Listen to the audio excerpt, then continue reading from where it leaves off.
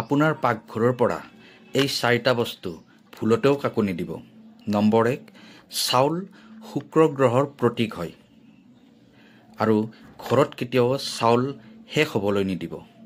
কাৰণ ঘৰত আপোনাৰ চাউল শেষ হ'লে পতি পত্নীৰ মাজত কাজিয়া পেচালৰ সৃষ্টি হয়। পতি পত্নীৰ মাজত সম্বন্ধবোৰ বেয়া হয়।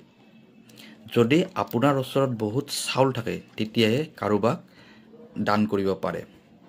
নম্বৰ 2, হালধি কাৰো পৰা ধাৰত ল'বও নালাগে আৰু কাকো ধাৰত দিবও নালাগে। কাৰণ হালধিৰ সম্বন্ধ বৃহস্পতি গ্ৰহৰ সৈতে আছে। যদি আপুনি হালধি কাৰোবাক দিয়ে বা আপুনি হালধি কাৰোবাৰ পৰা ধাৰত লয়, তেনেহ'লে আপোনাৰ ঘৰত টকা পইচাৰ সদায় অভাৱ হৈ থাকিব। নম্বৰ 3, জ্যোতিষশাস্ত্ৰত নিমখক ৰাহুৰ পদাৰ্থ মানা হয়।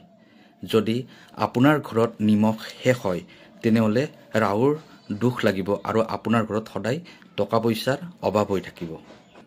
নম্বৰ 4, মিঠাতেলৰ সম্বন্ধ শনি গ্ৰহৰ সৈতে আছে আৰু মিঠাতেল কেতিয়াও কাকো এনেই দিব নালাগে। ধন্যবাদ।